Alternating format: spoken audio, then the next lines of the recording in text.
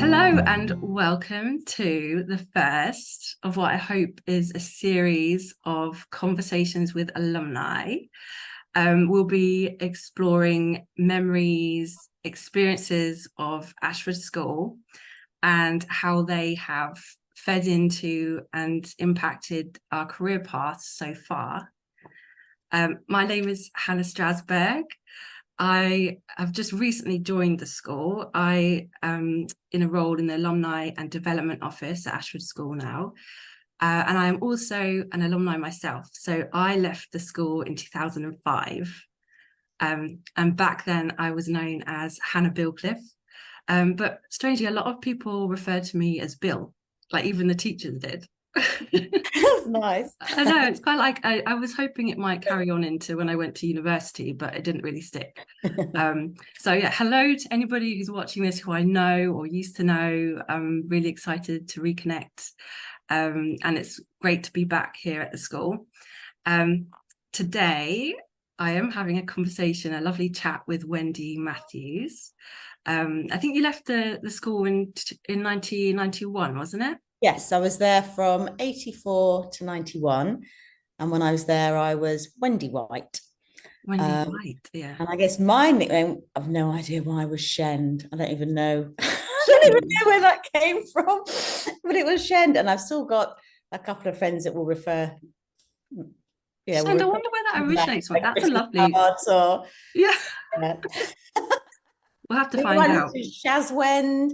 I don't know. Anyway, it was Shend. So yeah. Shend. Okay. Was my name when I was there. But we'll call you Wendy today. Thank you, yeah. And you were in Merchant's House.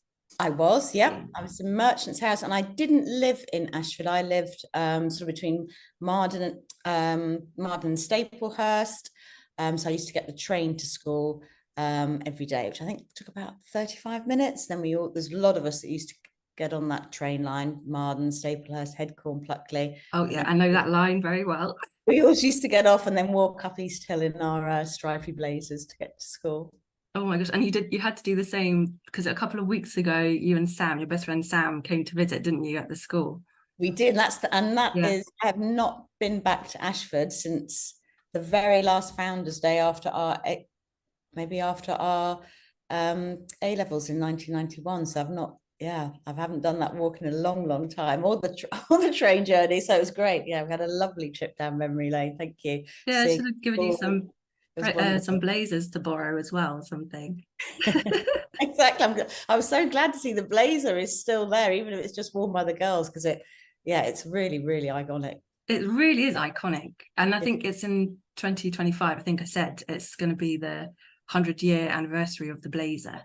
Yeah. So hopefully it will stick around for another couple of years. Yeah, I hope so. Yeah. I've still got one tucked in my wardrobe that seems huge. I can't believe it's actually mine. I think I must have got it from Lost Property when I left something. It's just so huge, but maybe that was the fashion then to wear ridiculously huge blazer. Well, that's amazing, because I think it's one of the things that you can come back to the school and you can see that and you can completely relate to the school and remember, and you have the feeling of being back. Yeah. Definitely. What was like the biggest difference of being back at the school when you came to visit? Oh gosh. Well, I guess there was very little difference in terms of all the buildings. That was so familiar and recognizable. I guess that huge sports stadium by Alfred House was the completely new. Yeah, it's fantastic. But everything else, there's a few bits that had been reconfigured around the library, and there was that new atrium, but so much of it was so familiar. I guess it seemed maybe a little bit smaller. I guess when you're young, everything just seems huge. So it seemed more compact. But it was just lovely to see the rose garden and the octagons and the refectory. It felt really, really, really familiar. It was lovely. And I like a lot of the classrooms as well. You had quite strong memories about teachers and classes that you had in there as well. Yeah, I mean, incredible to go back to our first form classroom and see those old-fashioned sort of cubby holes where we used to put our prep in. I don't know, for some reason we didn't hand our homework into teachers. We used to leave it in pigeonholes. And so, yeah, all those rooms are the same. Just instead of those old-fashioned desks with the inkwell, wooden desks that we used to have, where we used to put our books underneath. It was kind of. Did you have the ones that fold up? Yeah, yeah. So we had fold-up yes. desks, and you would have an inkwell, and yeah, that was in all the classrooms. So yeah, it was all new, obviously new tables and chairs and things like that. And the old blackboards as well. I remember you were saying about. Oh gosh, yes, we had. I mean, unbelievable. I can't believe how hard teachers must have had to work. We had these, yeah, the blackboard was on a roller and the teacher would write on the board and then pull something and it would roll to give you a new page on the border. So yeah, no, I mean, the height of technology was a teacher might have some overhead projectors, which was writing on a bit of cellophane and lighting it on a light box. So no, it was all chalk blackboards, or these boards on rollerboards. So yeah, it was great to see all the kind of new proper technology and whiteboards and things like that now. Yeah, it's, in that respect, it has changed quite a bit. I guess it's just progress, isn't it? Yeah. Did you have a favorite teacher or someone in the school, maybe a different staff member who had quite a profound impact on where you went after school? So like your career path. Was there somebody who helped you? I guess in terms of a teacher, that would have been Mr. Mead, who was the geography teacher. And I think he probably taught me every year I was there, and I did geography GCSE, geography A level. And he also, I remember, took us on weekends. We learnt to rock climb in Tunbridge Wells. There was a rock climbing club, and there were ski holidays. So I probably had the most involvement with Mr. Mead, both sort of academically and with all the extra curricular activities. And he was the most fantastic teacher, really, really good. In terms of careers, there was a specific lady called Mrs. Vanuken who had a big library where we could go and find out about careers or all the different university prospectuses, and we would meet with her to discuss what it was we wanted to do. But I think, yeah, in terms of my memories of the school, the teachers had the biggest impact with Mr. Mead for geography, and there was a teacher called Mr. Cressy that we all loved who taught us Latin. Yes. Really, really good fun. But I think it was and I guess it still is, it was a small school, so you had really, really close relationship with the teachers. You felt you knew them really, really well. And you would discuss lots of things outside of just purely whatever it was you were learning that day. So yeah, all the teachers had a huge impact, I think, on all of us in terms of how much we enjoyed our time there and then what we went on to do afterwards. What did you go on to do afterwards? So despite Mr. Mead being a brilliant geography teacher, I ended up failing my geography A level, which I think he just could not. Having too much fun. He could. I think I just I panicked I really, really panicked. And I remember having 2 A levels on the same day, and I was up all night the night before trying to. Oh gosh, yeah, that's full on. Should I do RE? Should I do geography? And then I just completely froze. So, yeah, I think the B or whatever that he'd predicted me was a U. It was absolutely. It was a real shock for him and shock for me. But I think it's probably testament to school that it was a shock, but it wasn't.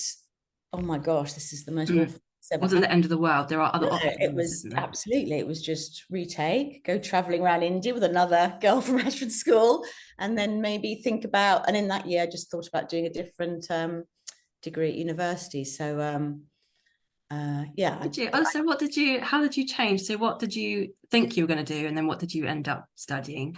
So I was going to do sociology at Bristol University, was where I was going to go.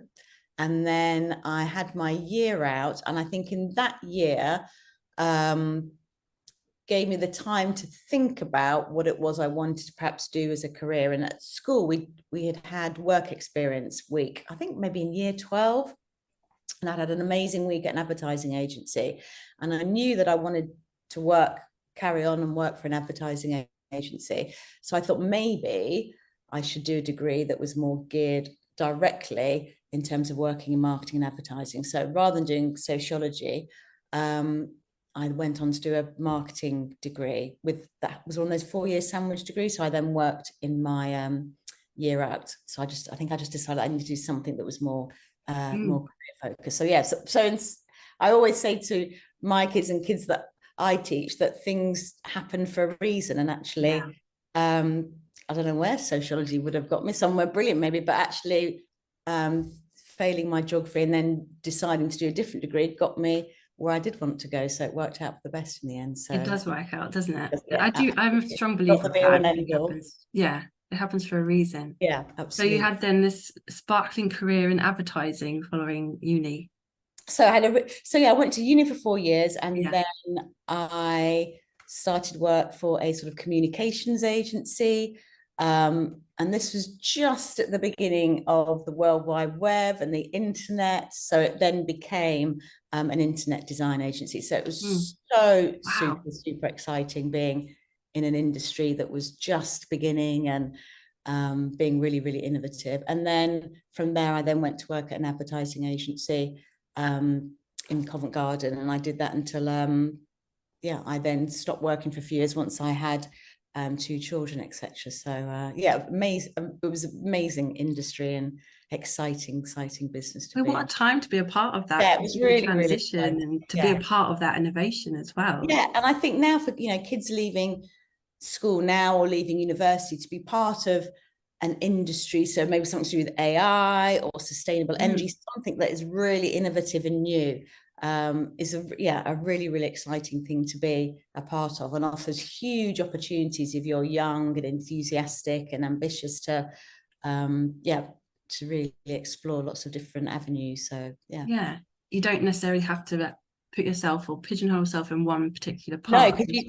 Because when I started working as communications, there was no such thing as a website or design or a mobile phone website or interactivity or anything like that. So you don't know necessarily what your actual job is going to involve. I guess it's more basing what your skills are and applying those skills to whatever industry it is that you end up working in. So, there are probably jobs there, so students who are graduating or progressing on to university, their jobs won't be around. They won't exist at the moment, will they? No, exactly. They're going to be completely new industries that we won't even think about. Absolutely, but they'll still need the skills. Whether if you've got, I don't know, if you've got really strong interpersonal skills or really strong sales skills, or maybe you're really good research skills, management skills. And you'll apply those skills to whatever that new industry. It's exciting, isn't it? It's going to be. Yeah, who knows? We'll have to meet back again in 10 years. Absolutely. Or be robotic, or I don't know, hologram by then. Also, so I guess from your career, you went into teaching as well, didn't you? So you mentioned that you're teaching, and you've got a new role coming up this autumn, lecturing. What about those roles do you really enjoy? So with teaching, I've just really loved being in the classroom, trying to help explain a concept or a key skill, and it's wonderful being a teacher, getting that immediate feedback. And it's not an easy job, as most teachers would say, but it's hugely rewarding. And in the same ways, I used to get so excited about working in advertising or design.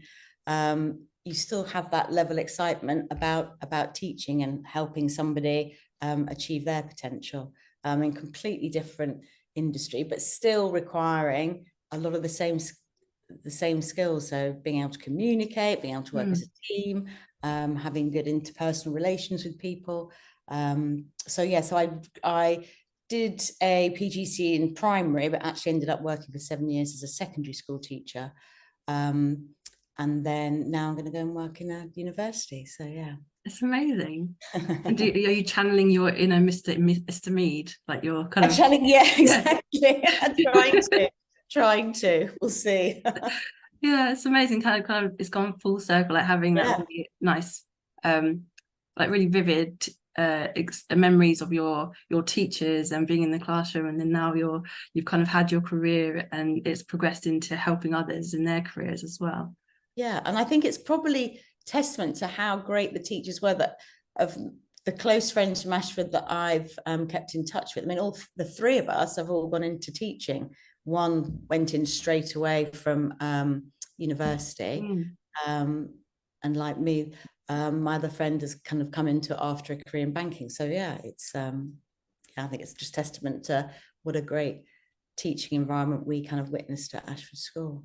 And I've got a question about how, so the school has, you've obviously got quite a good sense of belonging in the school, like you've got an affinity and like you'd love to come back and see the school and you've still got all your friends. Do you have any ideas on how we can continue to do that with like create that sense of belonging in the school for the wider alumni community?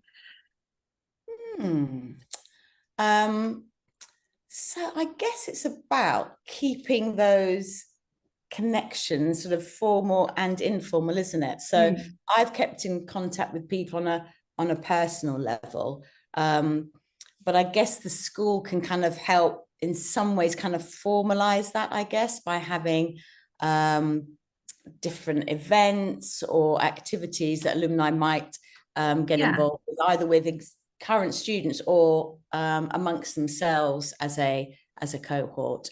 I mean, I must admit, I haven't done anything to do with the school from an alumni point of view outside of my own personal sort of relationships that I've kept going.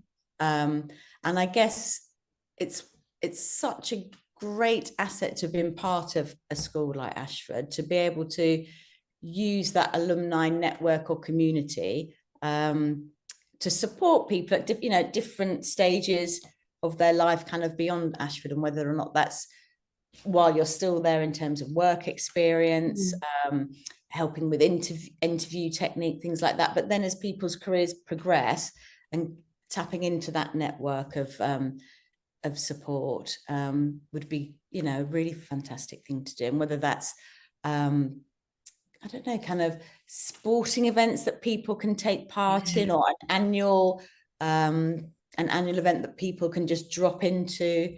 I think it would be a great thing to do more of, and for people to be able to tap into that network and community. To have like a solid like a foundation that people can drop in amounts of as and when they need it. I like what you were saying about at different parts of your career as well, because you'll need different kinds of support at different parts of your career, different parts of your lifetime.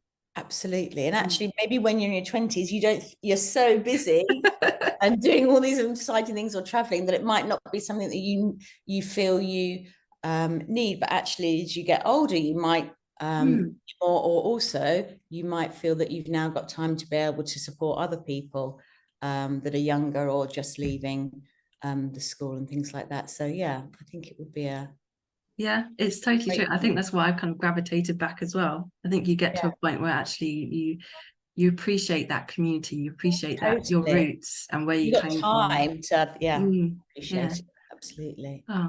Oh, thanks, Wendy. It's so nice to have a chat with you today. I've really enjoyed it. I think there's a lot of things I can definitely relate to, and I'm sure people watching will also relate to. And some really interesting ideas. I think, definitely to build on that community and think about the kind of support that we can offer or provide at different points of an alumni's journey. So it's really exciting. So thank you for your time today. Well, thank you for inviting me, and thank you for showing myself and Sam around the school the other week. It was such a wonderful few hours. You're welcome. It really made our day. So thank you. We love to welcome anyone back. So if there's anybody watching who wants to get in touch, I'd love to connect with you guys. We've got LinkedIn, so you can find us on LinkedIn. If you can search, I think it's ASA Office. We can follow each other on LinkedIn, or you can also email alumni@ashfordschool.co.uk, and we're all over the socials as well, so hopefully we'll have more conversations going forward if you'd like to get in touch. But thanks again, Wendy, and thank you good very luck much with your new role in September. Cheers. Thank you.